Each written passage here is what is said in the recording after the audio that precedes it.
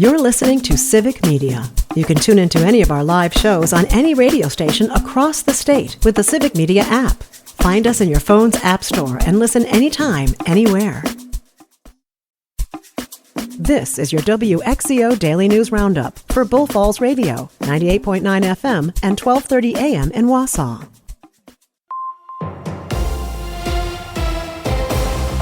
For WXCO News, I'm Melissa Kay. While the Wisconsin DNR has allowed the week-long air quality advisory to expire for now, it doesn't quite mean we're all in the clear. The Canadian wildfires remain ongoing, and Craig Karnecki with Wisconsin DNR Air Management said there are a lot of factors that keep the flames burning. That includes unseasonably warm temperatures, a lack of snow over the winter, and extended drought conditions. Meanwhile, a Wisconsin lawmaker has filed an official complaint over wildfire smoke from Canada. Joanne Krulotz reports. A Wisconsin lawmaker has filed an official complaint over wildfire smoke from Canada. Tomahawk Republican Representative Calvin Callahan, along with Republican lawmakers from Iowa, Minnesota, and North Dakota, submitted the letter to the U.S. Environmental Protection Agency. In a statement, Callahan says Canada needs to face real consequences if it fails to get wildfires under control. The letter calls for an investigation into the country's wildfire management practices and for potential remedies under the international law. The lawmakers argue Canada's failure to contain the fires has harmed the quality of life of more than 20 million Americans in the Midwest. They're requesting response within 30 days from the EPA. The first week of August is World Breastfeeding Week. We're well aware of the benefits for babies, but proponents at UW Health Kids say there's still a need for more awareness and support for breastfeeding mothers. Many postpartum moms face mental health challenges, such as stress, anxiety, and depression, that can impact lactation ability. There's limited access to experts and education. Some cities are working to improve access and awareness. In Wisconsin Rapids, Mayor Matt Zacher has proclaimed the entire month of August National Breastfeeding Month. Radio stations across Wisconsin could be in jeopardy of going off the air now that the Corporation for Public Broadcasting is shutting down. Savannah Tolme-Olsen reports. In June, President Donald Trump signed a bill to cut more than $1 billion to the CPB, which helps fund PBS, NPR, and hundreds of other stations across the country. WOJB in Hayward is one of them. It's owned by the Lakudere Band of Lake Superior Ojibwe tribe. Carl Haybeck is the general manager. We're a public nonprofit radio station, 501c3. We are a 100,000-watt station, so we broadcast approximately a 100-mile radius of Hayward, Wisconsin. WOJB will lose more than $200,000 in funding from the CPB. That's 41% of their operating budget. Haybeck says so far he hasn't had to consider pay cuts or layoffs. At first he was worried, but now they're figuring out how to keep going, largely by increasing their underwriting and relying on their listeners. We've received so many unsolicited donations in the last couple of weeks. It is unbelievable. You know, opening up their checkbooks and showing that they care and they want to keep WOJB on the air. Especially up north, Haybeck says the station is vital. We're in a very rural area. I mean, there's a lot of areas where forget about cable TV or anything like that. You have a hard enough time getting cell phone service in a lot of areas up here. So therefore, the radio is basically the only news and entertainment source for people. Weather emergencies, school closings. The Corporation for Public Broadcasting will lose most of its staff at the end of September. The nearly 60-year-old agency provides funding to more than 40 stations across Wisconsin, including the WPR network. For Civic Media News, I'm Savannah Tolme-Olsen. And I'm Melissa Kay for WXCO News.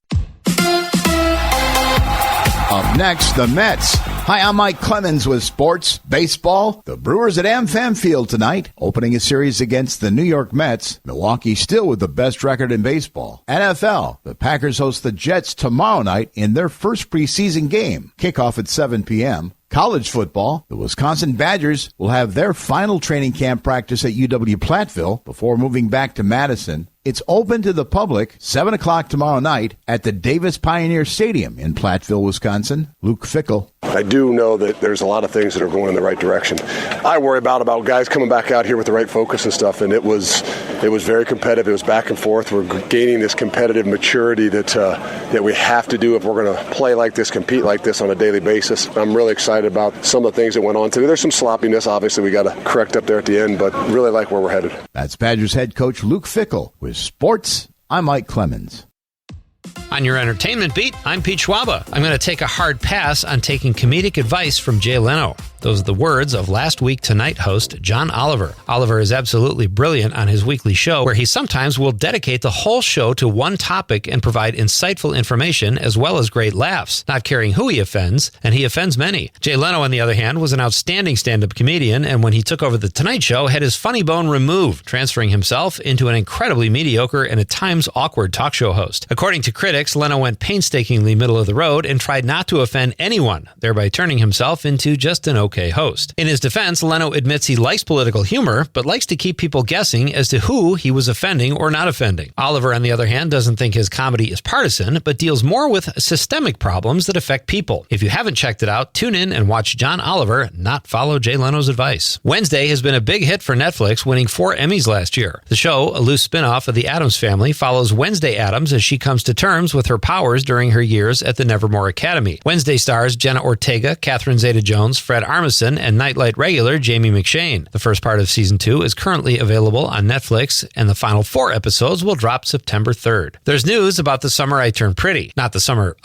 Pete Schwaba turned pretty. Still waiting for that. But actual news about the Amazon Prime show. The show is based on a book trilogy of the same title and for the most part has gone step by step with the storylines. Producers of the show have decided to go off book, so to speak, and add a sex scene. No word yet on as to what the sex scene entails or to what base the characters go to. My guess is they go all the way, but it could just be third base. The story follows a love triangle between Isabel and brothers Jeremiah and Conrad. Sounds saucy. Jurassic World Rebirth is the latest installment in the Jurassic Park franchise and brought in several $100 million globally. But if you like being a couch potato, you can catch it at home now after just 5 weeks. Jurassic World Rebirth is the 7th installment in the franchise and stars Scarlett Johansson and Mahershala Ali. It is now available to stream on Amazon Prime. The Naked Gun reboot pulled in $17 million in its opening weekend. The production has yielded several subplots, including a Liam Neeson-Pamela Anderson romance, and now it's been revealed the director, Akiva Schaffer, almost threatened to quit the project when the studio threatened to cut a certain laugh-getting scene. In the film, a snowman comes to life and is part of a goofy threesome with the 2 lead actors. Schaffer says it was a tribute to the first Naked Gun, and he had to stand his ground to keep it in. The movie is already the shortest feature film I've seen in years, so if the scene had been cut, that pretty much would have made it a short film. For more showbiz fun, tune into Nightlight with me, Pete Schwaba, weeknights from 6 to 8 p.m. on the Civic Media Radio Network. It is going to be mostly sunny, hot, and humid today. We'll get to right around 90 for a high, but that heat index is going to be in the upper 90s and some places into the triple digits. Tonight, a few scattered thunderstorms, lows in the low to mid-70s. Tomorrow, scattered thunderstorms with a high in the upper 80s to low 90s. I'm meteorologist Sean Cable. Outside now, it's 68.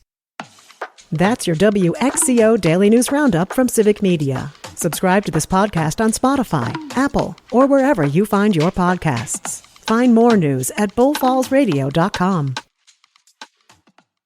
The national news cycle never stops, but it can be hard to find news about your local community. Civic Media is dedicated to providing quality local and state news coverage across Wisconsin. With the Civic Media app, you can get notifications about local stories that matter to you and your community. Find the free Civic Media app in your phone's app store and choose notifications from the menu to tell us what kind of news you want to hear about.